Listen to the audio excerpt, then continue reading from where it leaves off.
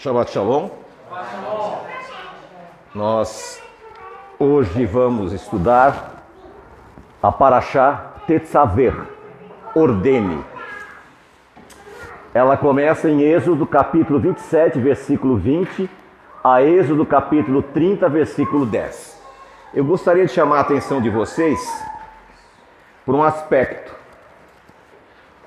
Por que não começa no versículo 1 do capítulo 27, e sim no versículo 20?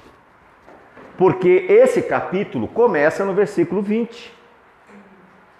Quando os padres fizeram a separação por capítulo e versículo, eles não sabiam, não entendiam disso. E eles deduziram. Então você vai ver que no estudo das porções semanais, nem sempre vai começar no versículo 1. Mas o que nos chama a atenção é da preocupação do Deus bendito nos dar 3 capítulos, são 3 capítulos, do 27 ao 30, para falar de vestimentas. Muitas vezes nós estamos vivendo numa geração totalmente desorganizada, numa geração totalmente que os princípios básicos parece que foram deixados de lado. Ontem mesmo eu comentava, eu via à tarde, minha filha estava aqui comigo e estava passando alguma coisa na televisão e era dos anos 50. Aí eu falei, nossa, as pessoas naquela época se vestiam bem, né? Tudo bonito. Hoje as pessoas parecem que não têm muito interesse, parece que não está muito preocupado com as coisas. E foi nada, não. Hoje as pessoas andam de qualquer jeito. Mas nesta Parashá, nesta porção, Deus tinha uma preocupação. Porque quando você vai ler, fala, mas o que eu vou tratar desse assunto? Porque ela não traz muitos detalhes, ela simplesmente dá. Seria melhor um alfaiate passar essa Parashá. Talvez ele tivesse mais facilidade, não um químico. Por quê? Porque Deus vai orientar como deveria ser feito o quê? As vestimentas dos sacerdotes. E os sacerdotes, o que acontece? Eles são o nosso exemplo. Não é isso? Você olha para aquela pessoa e você gosta da maneira que a pessoa se traja, você vai acabar copiando. Então nós vemos no capítulo 20, no versículo 20 do capítulo 27,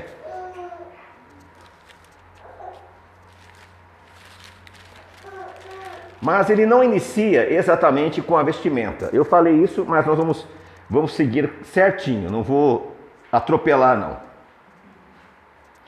Versículo 20, presta bem atenção, isso aqui é muito importante para vocês entenderem o que vai acontecer no futuro. Algumas coisas que vão acontecer e vocês vão entender. Vocês devem ordenar aos israelitas que lhe tragam azeite de oliva puro para a iluminação, a fim de manter as lâmpadas sempre acesas, na tenda de reunião, do lado de fora da cortina que está junto ao testemunho. Arão e seus filhos providenciarão que as lâmpadas fiquem acesas diante de Jeová desde o anoitecer até a manhã seguinte.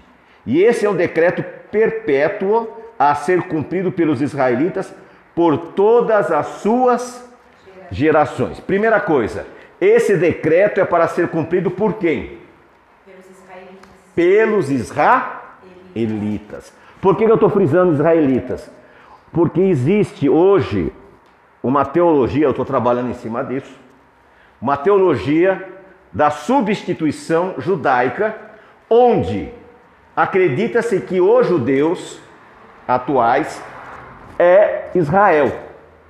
Da mesma forma que tem a teologia da substituição cristã, que acredita que a igreja substituiu Israel, tem essa teologia também que diz que os judeus substituíram Israel, e isso não é verdade. Israel é composto de quantas tribos? 12. 12. 12. 12. Israel, não estou falando. Israel é 12 tribos. Na divisão, ficou 2 tribos do sul e 10 tribos ao norte. As 2 do sul eram Judá e Benjamim. Só que existe um segredo em Benjamim. Não sei se vocês sabem. Tem um probleminha lá em Benjamim. Porque hoje tem uma preocupação muito grande. Ah, eu sou isso, eu sou aquilo, eu sou disso, eu sou daquilo. Mas, quando Israel ainda estava unido, houve uma guerra entre eles. E praticamente os homens de Benjamim foram exterminados pelos próprios israelitas. Vocês sabiam disso? A Bíblia conta essa história. Houve essa guerra, está em Juízes, e os benjamitas praticamente foram exterminados, os homens, e foi tomada uma providência para que Benjamim não desaparecesse. Pegaram os descendentes de Diná, que eram os siquemitas, eles eram cananeus. Lembra da história de Diná, que ela sofreu um abuso, teve um filho, e os descendentes dela, o Siquém, que era o marido, né? Os filhos dele, ele era cananeu. Ele era cananeu. Então, na verdade, Benjamim não é puro sangue. Benjamim era uma mistura de israelita com cananeu, que formavam essa tribo de Benjamim. Mas por que essa preocupação de fazer isto?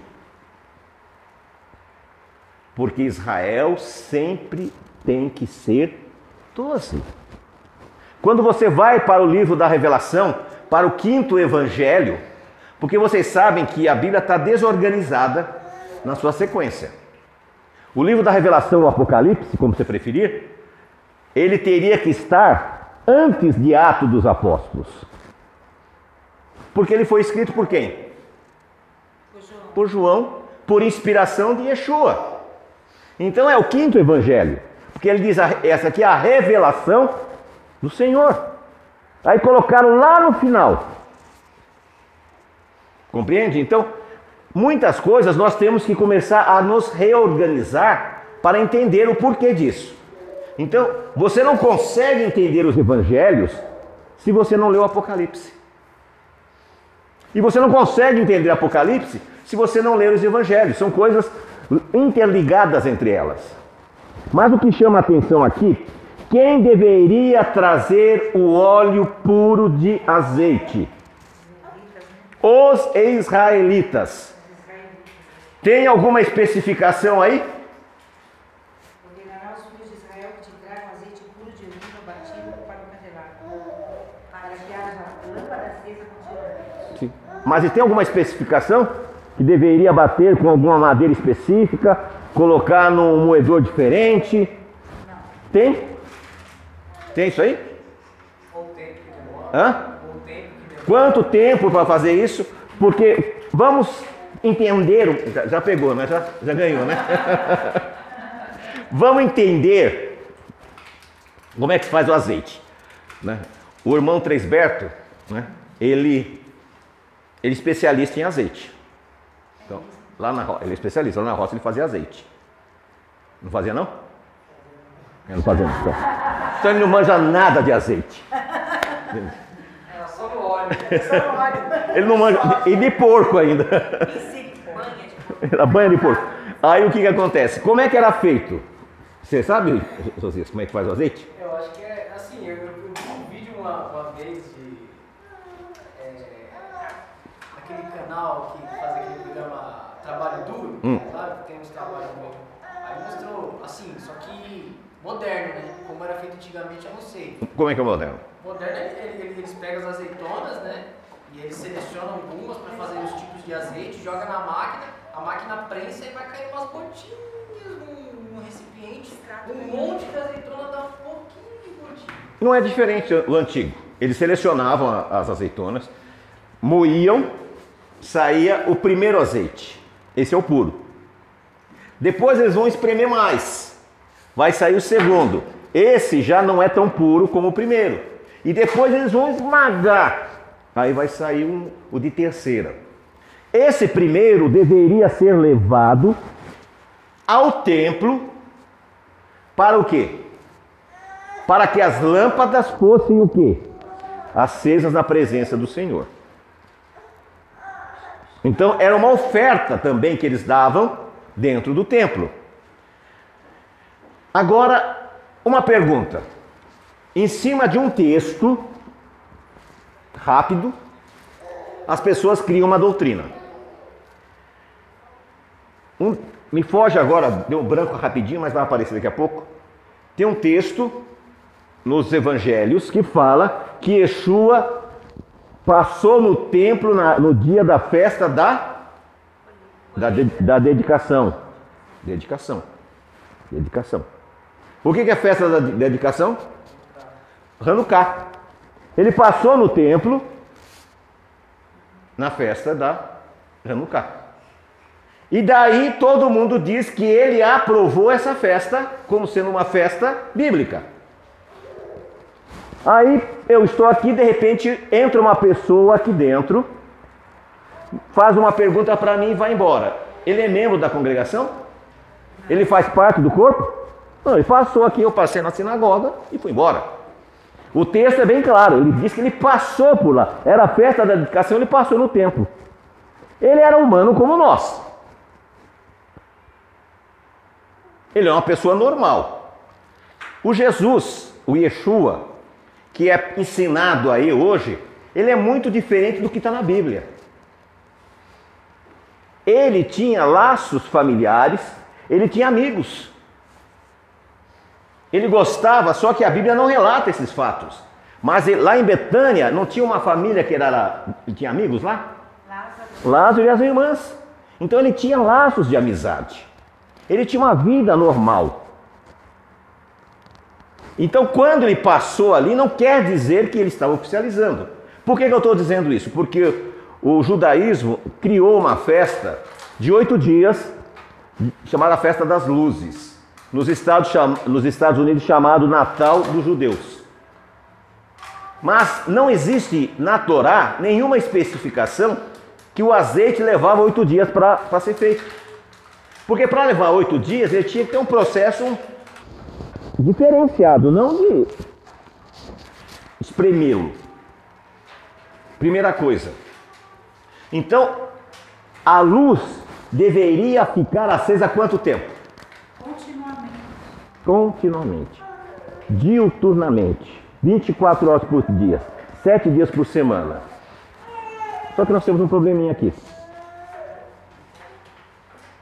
O que significa isso? Tem algum significado espiritual para nós?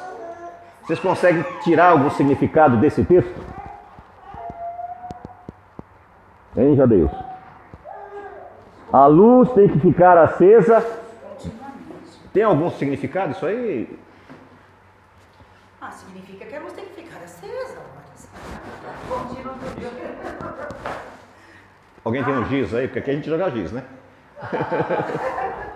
A gente joga o giz. O apagador é na segunda opção. Tem algum significado isso? 7 dias de trabalho? Não. Naquele capítulo todos os dias? Não, a luz tem que ficar. Por quê? Porque a luz de muitas pessoas só acende quando vem na congregação. Quando sai daqui é trevas. As pessoas vêm na congregação, nossa, parece como se diz, um estroboscópio de luz. Mas quando sai daqui é uma escuridão completa. E a Bíblia diz que nós temos, vós sois a luz do mundo. E a luz tem que brilhar quanto tempo? O tempo todo, continuamente. No trabalho, na escola, na rua, em casa, em todos os lugares. A luz tem que brilhar. Então essa paraxá nos leva a esse primeiro aspecto.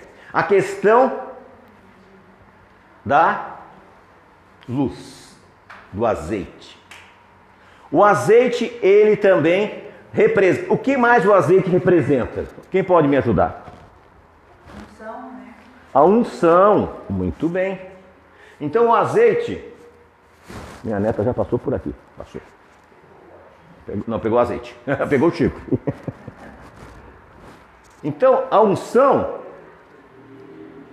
Nós colocamos o azeite e fazemos... O que é a unção? É melação de cabeça de pessoas, é isso?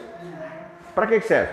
É uma separação, né? Da pessoa Separamos a pessoa para um trabalho específico, um trabalho santo.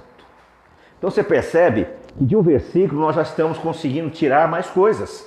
De um versículo nós estamos conseguindo tirar mais informação. Quando ele disse, todo Israel trará azeite, era esse azeite que espiritualmente ele queria que nós trouxéssemos. Luz, unção, percebe? Continuamente. É isso que ele queria que nós trouxéssemos. Luz, unção, e na continuidade do texto ele vai falar do quê? Da vestimenta. E ele vai especificar a vestimenta. E não era qualquer vestimenta. O sacerdote teria que ter o quê? Uma roupa específica, feita sob medida. No seu peitoral teria um efode com pedras preciosas, 12 pedras. O sumo sacerdote, ele tinha esse efode, e nesse efode tinha 12 pedras, cada uma representando uma tribo de Israel. Se Judá hoje é Israel, então só tem uma pedra no efode do sacerdote que vai chegar, não é isso?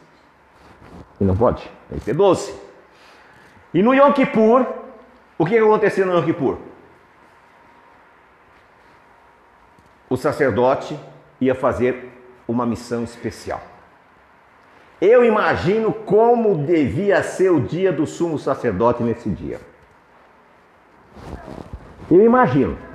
Porque ele sabia que se ele entrasse na presença de Deus, na Shekinah, no Santíssimo, e ele tivesse algum pecado, o que ia acontecer com ele?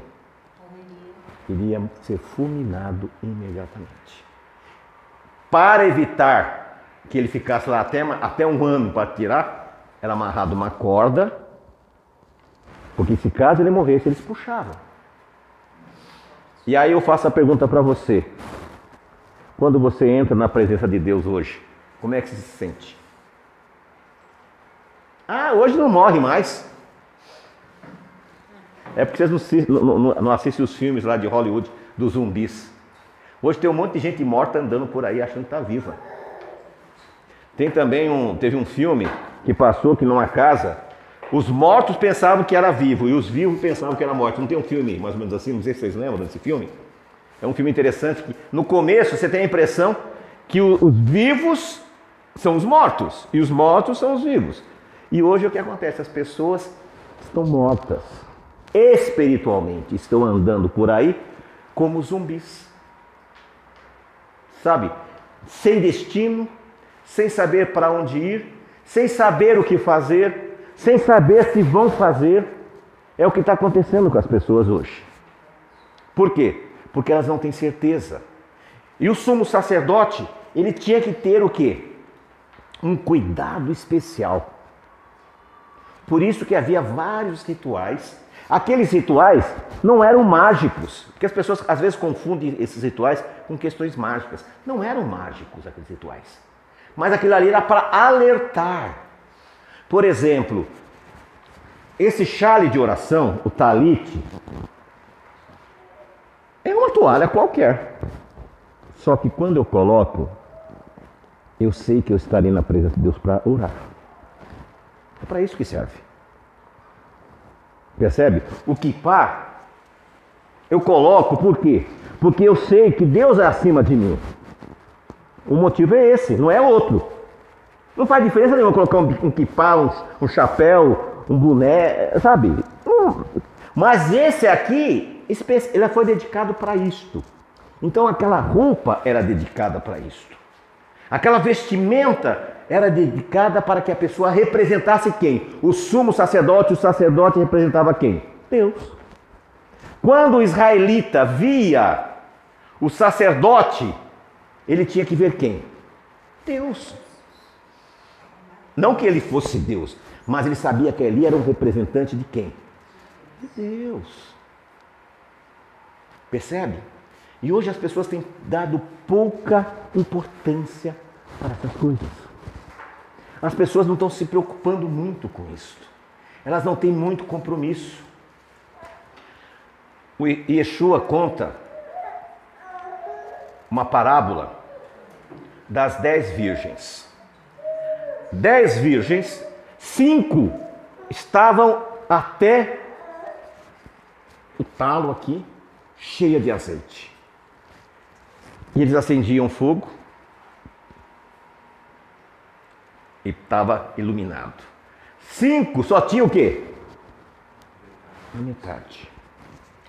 E a Bíblia fala que o noivo não chegou no horário, que era o pôr do sol, às 6 horas. Ele vai chegar a que hora? Meia-noite. O que aconteceu com quem tinha só a metade? Acabou. E aí, qual foi a orientação? Vai e compre mais. Não dá a impressão que se comprar mais eu vou conseguir entrar? Sim. Só que elas compraram. Quando voltaram, diz, a porta está fechada, não tem mais o que fazer. É a mesma coisa que está acontecendo hoje. Muitos têm sido chamados, mas poucos vão entrar. Porque tem muito pouco azeite, tem muita pouca luz. Existe uma outra parábola que um rei ia casar o seu filho príncipe. E ele convidou todas as pessoas mais importantes do reino. Cada um disse, eu não posso ir porque eu comprei uma junta de bois, eu vou ter que experimentar. Eu não posso ir porque eu vou ter que viajar. Eu não posso ir porque eu vou ter que experimentar não sei o que daqui, numa terra. Enfim, cada um arrumou uma desculpa.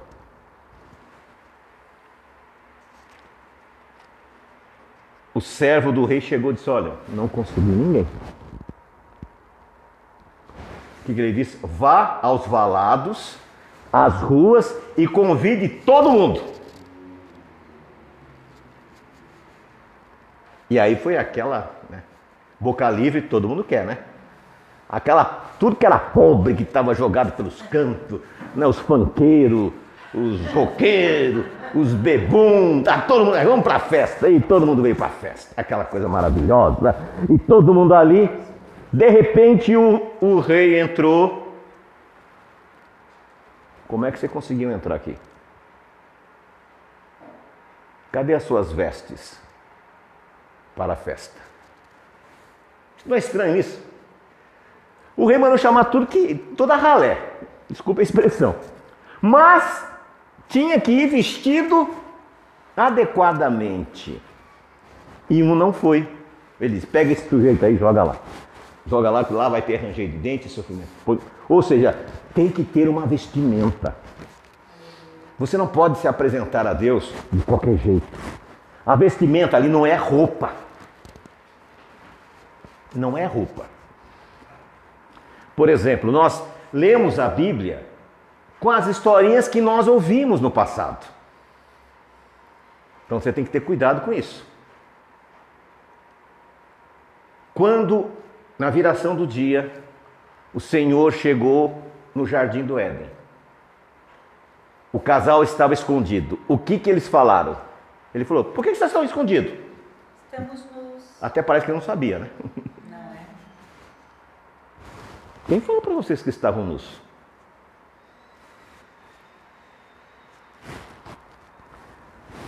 Aí vem aquela história que ele foi lá, matou uma ovelha, né? Fez uma roupa para eles. Então Deus foi o primeiro alfaiate da história.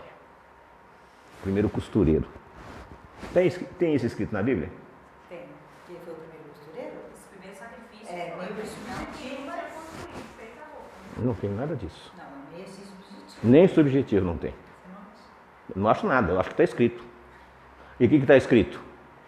Que ele fez um sacrifício pelo pecado. Não falou que ele fez roupa? Fez uma túnica. Oi? Ele fez uma túnica. Não da roupa do cordeiro. Quanto tempo leva para fazer, para curtir? Você não tem como matar um cordeiro agora e tirar e colocar nas costas do indivíduo. Hã? Não tem como. Ali não está falando isso. Mas e a soberania de Deus? Não é questão de soberania. Não inventa. Já está parecendo rabino ortodoxo, tá? Já está criando doutrina. Não, Não, eu estou sei disso. Não tem isso. A Bíblia não fala. O sacrifício foi pelo pecado. O que eles perderam com o pecado? O que eles perderam? Perderam o direito à árvore da vida. Não. Perderam o direito da vida. Perderam a luz. Perderam a luz. Eles eram portadores de luz. Por que é dado o nome, chamam o maligno de Lúcifer? Diz que ele era portador de luz.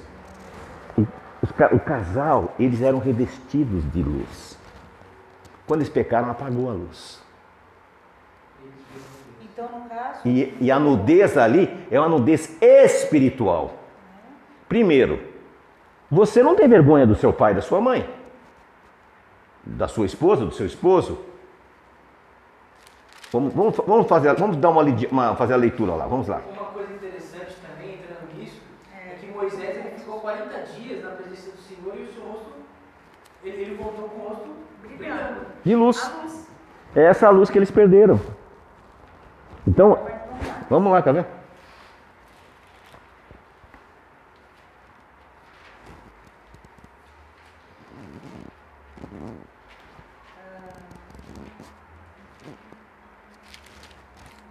Capítulo 3, né? É. Tá aqui, versículo 8. Mais tarde eles ouviram a voz de Jeová, Deus, que estava andando pelo jardim por volta da hora em que a brisa soprava. E o homem e sua esposa se esconderam da face de Jeová, Deus, entre as árvores do jardim. E Jeová, Deus, chamava o homem e lhes dizia: onde você está? Segura essa palavra, tá? Onde você está? Por fim ele respondeu: ouvi a tua voz no jardim, mas fiquei com medo porque eu estava nu. Por isso eu me escondi. Com isso ele perguntou: quem lhe disse que você estava nu? Por acaso você comeu da árvore que lhe ordenei que não comesse? O homem disse: a mulher que me desse para estar comigo, foi ela que me deu do fruto da árvore, por isso eu comi. E Jeová Deus disse: então a mulher, Jeová Deus disse então a mulher: o que você fez? A mulher respondeu: a serpente me enganou, por isso eu a comi.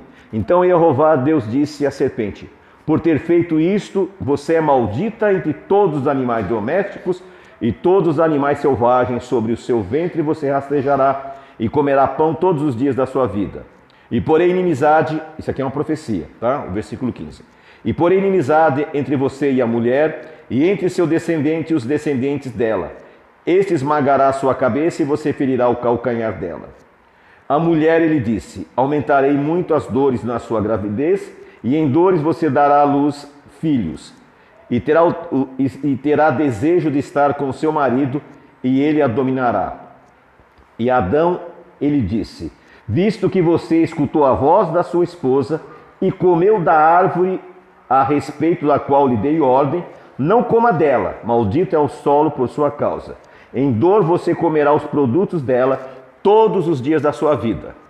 E ela produzirá para você espinhos e abrolhos, e você terá de comer a vegetação do campo. No suor do seu rosto comerá pão, até que você volte ao solo, pois dele foi tirado, porque você é pó, e ao pó voltará. Depois disso, Adão chamou sua esposa Eva, porque ela se tornaria a mãe de todos os seus viventes. E Deus fez vestes compridas de pele para Adão e para sua esposa, a fim de vesti-los. Presta bem atenção. E Jeová fez o quê? Vestes do quê? De pele. Presta atenção. O homem se tornou como um de nós. Perdão, cadê? 22. E Jeová Deus disse então: o homem se tornou como um de nós, sabendo o que é bom e o que é mal. Agora, para que ele não estenda a mão e pegue também do fruto da árvore da vida e coma e viva para sempre. Com isso, Jeová Deus o expulsou do jardim do Éden para cultivar o solo do que tinha sido tirado. Assim ele expulsou o homem e colocou ao leste do jardim do Éden os querubins e a lâmina chamejante de uma espada que girava continuamente, guardando o caminho para a árvore da vida. Adão teve então relações e aí vai embora. Cadê o cordeiro? Para matar, para tirar a pele. Mesmo porque nessa época eles se alimentavam apenas das vegetais, não é? Cadê o cordeiro? Tem cordeiro aí? Eu não já Que vi pele é essa? Que pele é essa? Essa. pele, não. Nossa, porque ele era portador, eles eram luzes, eles eram seres de luz, como os anjos. Quando eles pecaram, eles perderam essa luz.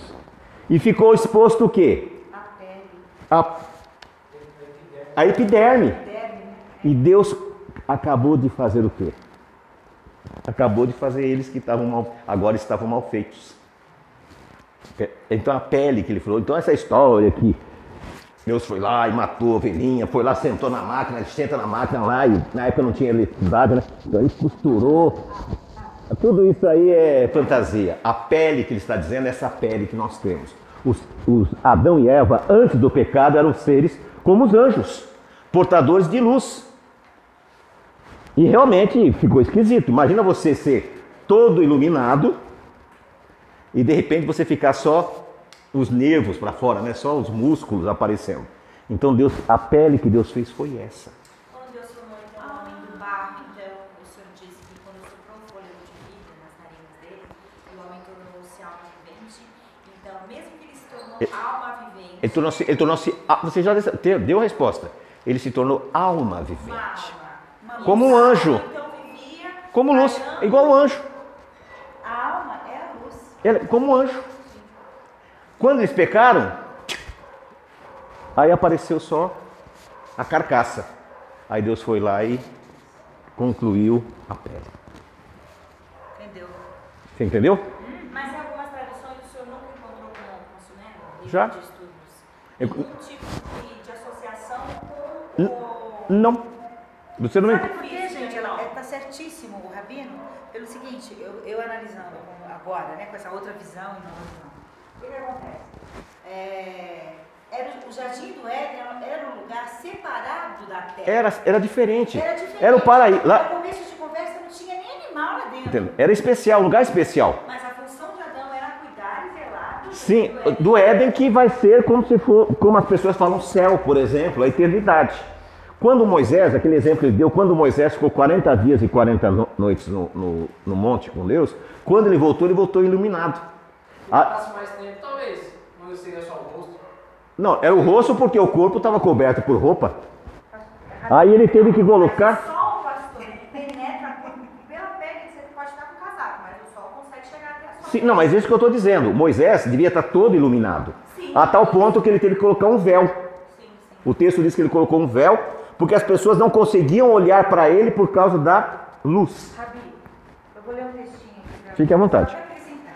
Pois não. Plantou, no capítulo 2 de Gênesis, versículo 8, que diz: E plantou o Senhor Deus um jardim no Éden, na direção do Oriente, e pôs nele o homem que havia formado. Do solo fez o Senhor Deus brotar toda sorte de árvores agradáveis à vista, e boas para alimento, e também a árvore da vida no meio do jardim, e a árvore do conhecimento do bem e do mal.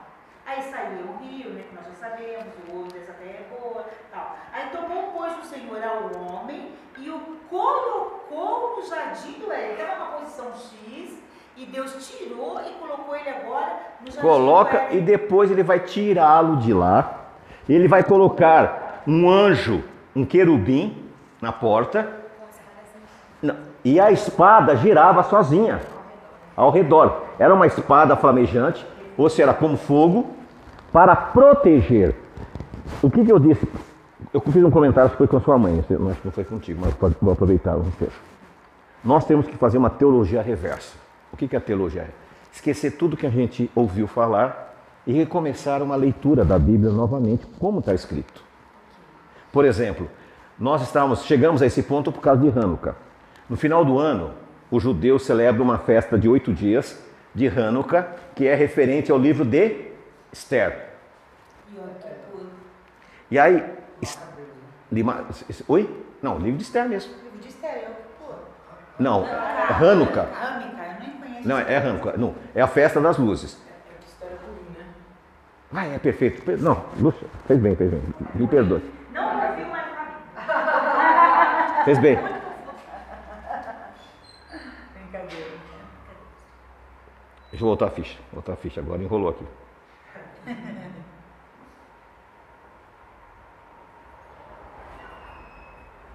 Isso, Hanukkah, perfeito. Agora, nossa, misturou uma coisa com outra, mas eu quero também chegar em Esther. Aí eu comecei... A festa do Purim e do Tubim?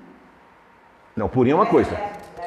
Não, a festa de... Está no livro de Esther, não é? Não, a festa, mas nós estamos falando de Hanukkah, que é a festa dos 8 dias de luzes. O que aconteceu? Está. Não na sua. E a sua falta 7 livros. Sim, mas eu estou lendo 7 livros, estou em segundo Mas esses Macabeus. livros todos são válidos, então a gente pode... Nós temos direito e acesso a eles. Então, mas é isso que eu estou falando, porque tiram algumas coisas e o que acontece?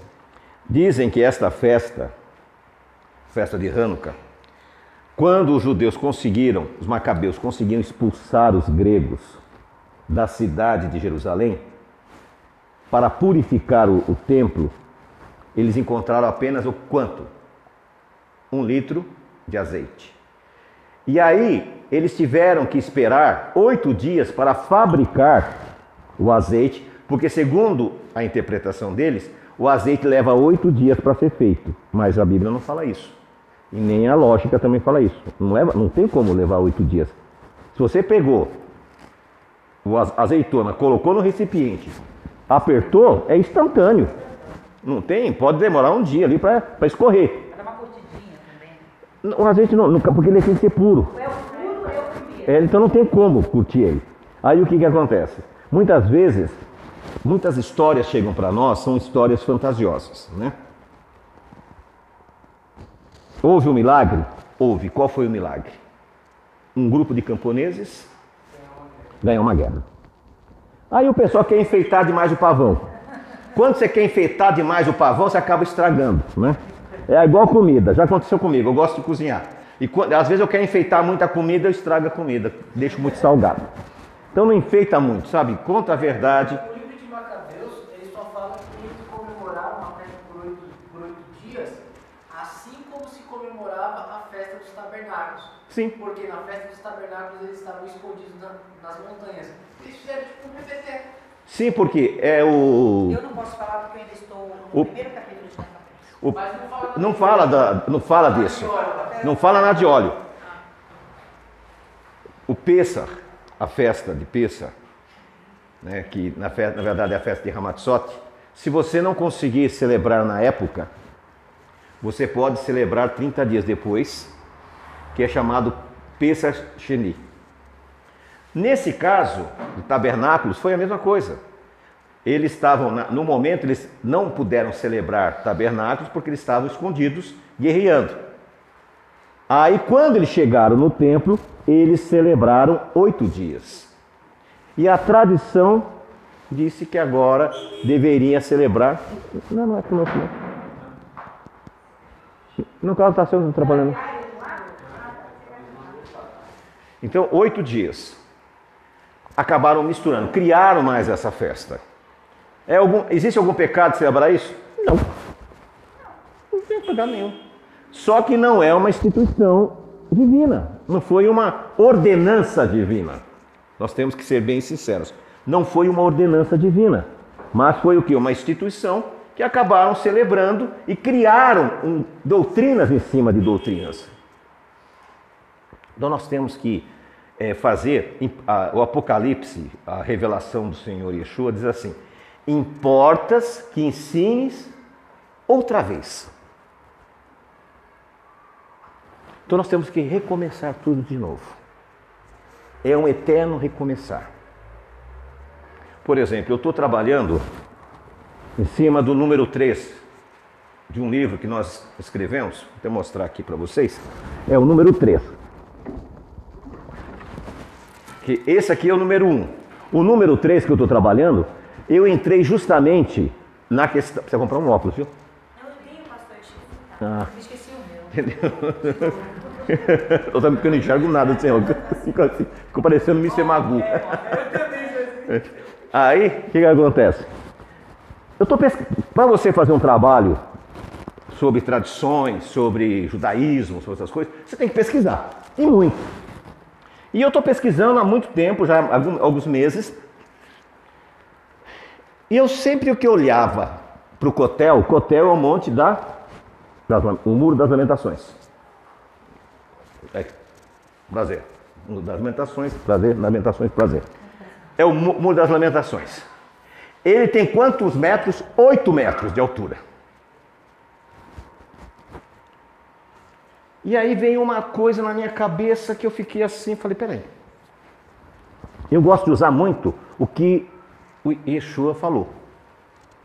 Eu uso muitas palavras dele, porque são justamente os ensinos dele que têm desmistificado, por isso que o livro chama Desmistificando o Judaísmo e Suas Tradições Babilônicas. É as palavras dele que têm desmistificado. Aí o que acontece? Quando os discípulos olharam e viram o templo, o que eles falaram para Yeshua? Olha que coisa magnífica, né? Olha que coisa esplêndida. O que ele respondeu? Vocês lembram? Em 3 dias vou destruir isso aí, tudinho. Não ficará o quê? Pedra sobre pedra. Então ele errou. Porque ficou 8 metros só para cima. Ficou um muro de 8 metros. Por quanto de extensão? Então ele errou. Não, ele não errou. Sabe por quê? Ele nunca erra. Porque o Cotel não é o muro do templo. Porque se você pegar a planta de Israel, a planta, e você ler as Escrituras Sagradas, você vai ver que o templo, ele estava perto da fonte de Gion, da fonte d'água. Por que precisava dessa água, essa fonte? Para fazer as abluções com as águas. As pessoas precisavam fazer, né? Eles não podiam chegar no templo e tinham que tomar banho. Não podia adentrar o templo se não tomasse banho. Tinha que fazer a lavagem das mãos. É. E aí o que aconteceu? A fonte de Gion está do outro lado. E lá não tem pedra sobre pedra. Lá foi. E do lado onde está o Cotel, se você for pegar mapas antes da destruição, você vai ver que a Fortaleza Antônia, aonde era o quartel de quem? Dos romanos. Qual o objetivo dos romanos de destruir o próprio quartel? Nenhum. Por que eles destruíram o templo? Porque eles queriam achar o quê? O ouro. O interesse deles era só. Exatamente. Aí falei, peraí, então tem coisa errada. Aí eu fui pesquisar mais profundamente e descobri que tem várias pessoas, vários arqueólogos que dizem que aquele local não é o muro do templo. O templo não era ali, o templo era do outro lado, onde está a fonte de Gion. E tem mais um agravante. No Yom Kippur, o sacrifício, o sumo sacerdote tinha que fazer o quê? Espargir o sangue no véu, não é isso? Senão não havia remissão. E em Pêssar, não era feito o sacrifício do cordeiro de Pêssar? E o sangue não era também? Qual era a diferença do sacrifício de Pêssar para o sacrifício de Yom Kippur? Tem uma diferença. Hoje está difícil, né? Não, essa pergunta realmente eu não sei. Está difícil, né? Qual a diferença? No grau. Não. Qual a diferença do sacrifício? Ah, sim. O de Pêssar, sacrifício de libertação. O de Yom Kippur, sacrifício de perdão. O sacrifício de Yeshua foi de libertação. Ele nos libertou. Percebem a diferença? Porque se fosse para a salvação, para a remissão dos pecados, da salvar...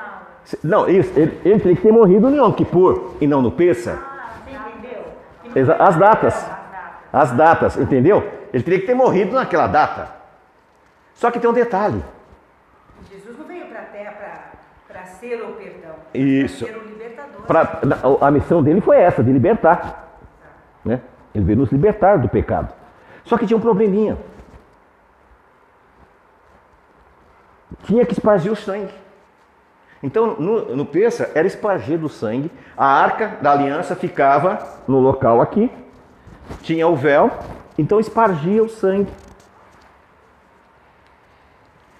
Aonde está o Muro das Lamentações? Não dá para saber nada. Deve fazer parte do romanismo. Agora, lá onde era o templo, do lado de onde era o templo, do lado, próximo ao templo, era onde tem a montanha chamada o Monte da Caveira, onde ele foi crucificado. Então, quando você começa a estudar, você vai ver que, como Jeremias nos disse, nós só herdamos mentiras. Então você começa a rever as histórias. E essa nossa geração, ela é para rever essas histórias, para trazer mais luz, para ter uma lógica. Por que as pessoas rejeitam Jesus, rejeitam Yeshua? Tem um porquê. O meu povo perece por falta de conhecimento. E o conhecimento vem através do quê? Do estudo da palavra.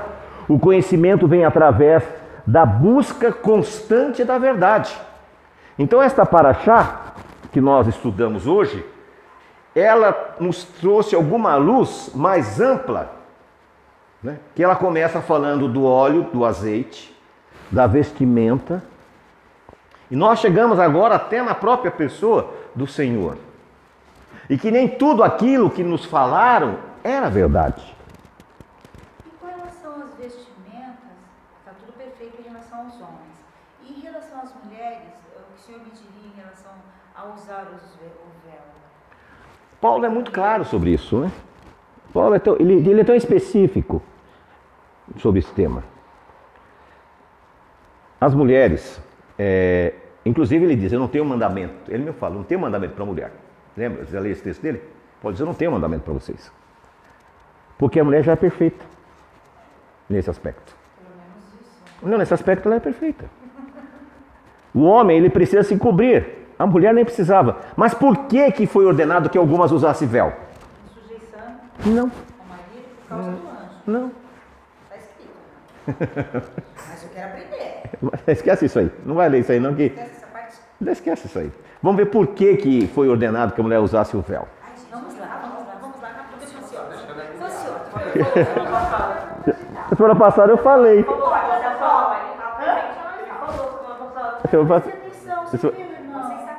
Eu falei exatamente sobre isso. Aos 15 anos, as meninas em Éfeso eram levadas ao templo. Aos 15... Corinto, perdão. Obrigado. Em Corinto, aos 15 anos ela é levada no templo pagão. E lá, ela só saía quando ela perdia a virgindade para o sacerdote. Aí, a festa de 15 anos nasceu daí. Nasceu disso aí. Não sabia, não? A festa... Não tem problema falar jura, não. Não vem com essa história, não tem aqui, não. Não tem nada a ver, não. Fica calma, baixa a bola. Oxi. Abaixa. Desliga ela. Onde desliga o botão aí? Desliga aí. Aos 15 anos, a menina era levada e lá ela só saía quando ela perdia a virgindade. Por isso que a palavra desonra, perder a honra. Por quê? Ela se sentia honrada de ter sido iniciada por um sacerdote. Aí o que ela fazia? Qual era o sinal? Ela rapava a cabeça. E essas moças começaram a vir para a congregação. Aí Paulo aconselhou, esse costume não é entre nós. Então quando você vir para cá, coloca um véu para ninguém saber, até que seu cabelo cresça. Porque o cabelo é honroso para você. Ter o cabelo rapado, a Bíblia fala rapado, é desonra. Desonra está ligado à sexualidade. Percebeu a ligação da situação? Então, enquanto você estiver em desonra, você vem com véu. Quando você estiver com honra, não tem problema. O cabelo foi dado em lugar do véu. Paulo explica isso. Mas criaram tantas doutrinas e o judaísmo foi até pior. Aí o que ele faz? Ele pega a mulher e coloca uma peruca na judia. Então a judia para sair na rua tem que ter o quê? Ou uma peruca ou um turbante. Então tudo isso são invenções. Pode. Deixa eu contestar. Eu também vou contestar porque... Dentro de algumas classes, né, judaicas, existe o ortodoxo e tal, mas assim, tem algumas mulheres já velhas que mantém essa tradição por questão de costume. Você acabou de falar, mantém a tradição. Mas nós devemos seguir as tradições. Quem disse isso? Está escrito na palavra de Deus. O Paulo falou. Não, senhora. Vou ler aqui que isso foi o senhor. Não vai tirar texto fora do contexto. Ah, me poupe, aí já é demais. Não, vai devagar. Não vai puxar texto, não. Não, mas eu quero aprender. Ele está voltando. Só Não, do véu. Só do véu que está escrito. Mas por quê, né? Paulo falou claramente, o cabelo foi dado em lugar do véu, do véu. Agora, o que o senhor me diz disso aqui? Porque, na verdade, o homem não deve cobrir a cabeça, por ser ele imagem e glória de Deus. Mas a mulher é glória do homem. Porque o homem não foi feito da mulher, e sim a mulher do homem. Porque também o homem não foi criado por causa da mulher, e sim a mulher por causa do homem. Portanto, deve a mulher, por causa dos anjos, trazer véu na cabeça como sinal de autoridade. No Senhor toda Por causa dos anjos? Está escrito aqui na minha. Sim, querida. Só que você está lendo um texto fora do contexto. Mas por que fora do Porque os coríntios adoravam os anjos. E Paulo está contestando isso aí. Nós vamos estudar isso que eu falei para você. Você pega os textos. Mas eu quero aprender esse. Não, não é assim. As coisas não é assim. Quero aprender esse hoje. Hoje não. Não é assim as coisas. Nós temos que aprender as coisas. Mas essa aqui também tem outra.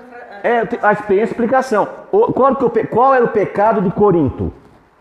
Prostituição. Não era prostituição. Era a questão. Idolatria, né? Era idólatra, adoração de anjos, gnosticismo. Senhora, É. a prostituição também. Sim, não, isso era comum. Isso que eu acabei de falar. É, exato. Isso aí é adoração de anjos. Nós podemos adorar anjo? Não, somente a Deus. Podemos reverenciar anjo? Outra coisa, o que eu acabei de ler aqui, eu acabei de estudar a Paraxá, dizendo que, é que eu não entrei nesse aspecto, a Paraxá fala que tinha que ser feito o quê? O sacerdote tinha que ter o quê? O turbante. Paulo usava quipá. E ele vai dizer que o homem é desonroso usar isso na cabeça? Que ele não pode? Pois é, por isso que eu estou perguntando, porque na Bíblia está escrito isso. Paulo, Mas depois que a gente viu o próprio Gênesis naquela situação da pele, então agora você tem realmente. Não é. Primeira coisa. Você sabe. É que eu não estou com a minha Bíblia. Não sei onde nem está. Deve estar com a Raquel. A Bíblia Thompson. Estudo. Ela tem. Então você precisa. Logo no começo das páginas, diz assim: existe 7.000 inserções e erros de tradução colocado no Novo Testamento. 7.000 frases. Então, primeira coisa, esse texto não significa isso, ele vai explicar. O problema de Corinto era esse, era a adoração de anjos, era a questão das meninas que iam, era desonrado, por isso que ele diz, a não ser que Paulo era um esquizofrênico.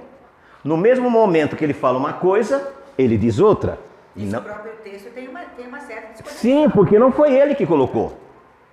Foi colocado ali. Por exemplo, o que é Torá? Torá são as leis.